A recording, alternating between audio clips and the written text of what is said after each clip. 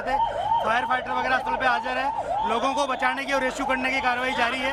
Almost 70 से 80% area हमने clean कर लिया, बाकी आने समय में हम लोग क्लियर कर लेंगे।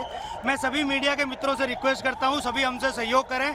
जितनी पुलिस, उसके अलावा जितनी भी agency, army, BSF, CISF, corporation, collector office के सभी स्टाफ सभी यहाँ काम में लगे हुए हैं। प्लीज हमसे सहयोग करिए और थोड़ी सी हमारे लिए जगह बना के रखिए ताकि हम एम्बुलेंस को ग्रीन कॉरिडोर बना के हॉस्पिटल तक पहुंचा सके। Thank you.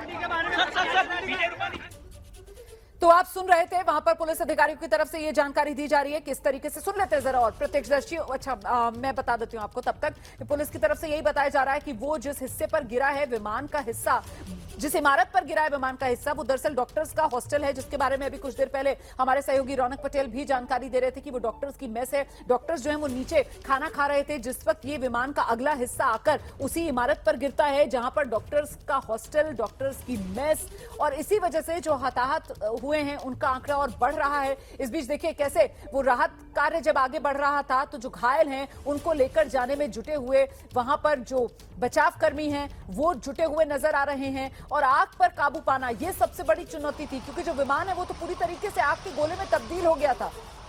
जो दमकल कर्मी है वो मौके पर आग बुझाने में जुटे हुए थे, और फिर जो एनडीआरएफ की टीम, एसडीआरएफ की टीम या अन्य जो सीआईएसएफ की टीम, जो बीएसएफ की टीम मौके पर पहुंच रही थी, वो जल्दी से जल्दी इस मलबे में जो भी लोग फंसे हुए थे उनको बाहर निकालकर अस्पताल पहुंचाने के काम में लगी हुई थी। उस वक्त की ये तस्वीरें आपके सामने हैं। अभी का जो अपडेट है वो ये कि करीब 80% हिस्सा जो है वो इस विमान दुर्घटना का वो क्लियर कर लिया गया है। जो 80% क्रैश का हिस्सा है वो क्लियर कर दिया गया है, और ऐसे में अभी भी मलबे में कुछ निशान जिन्हें आप देखेंगे तो समझ सकते हैं कि कितना भीषण ये हवाई हादसा हुआ है।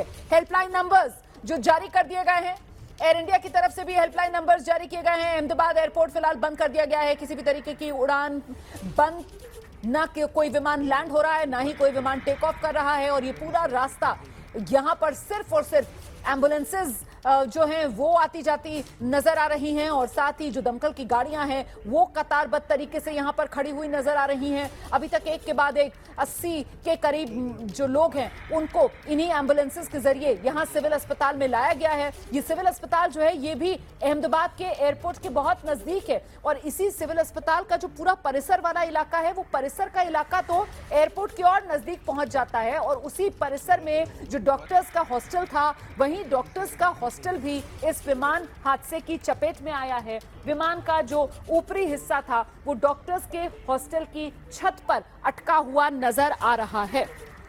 तो ऐसे में ये तस्वीरें जो हम लगातार आपको दिखा रहे हैं, और हम दिखा रहे हैं कैसे ये हादसा हुआ। देखिए दोपहर का वक्त था, करीब 1:30 बजे के आसपास, जब एयर इंडिया का ये विमान फ्लाइट नंबर AI-171 जिसने अहमदाबाद से लंदन गैटविक के लिए उड़ान भरी, लेकिन जैसे ही उड़ान भरी फौरन ही विमान दुर्घटनाग्रस्त हो गया। जो कुछ प्रत्यक्षदर्शी हैं वो बता रहे हैं कि महज 3 मिनट के भीतर मतलब विमान ने बस उड़ान भरी थी अहमदाबाद से और फौरन वहीं एयरपोर्ट भी पार नहीं कर पाया था, वहीं एयरपोर्ट की जो 4 दीवारी थी उसी के बिल्कुल नजदीक जाकर ये विमान क्रैश कर गया।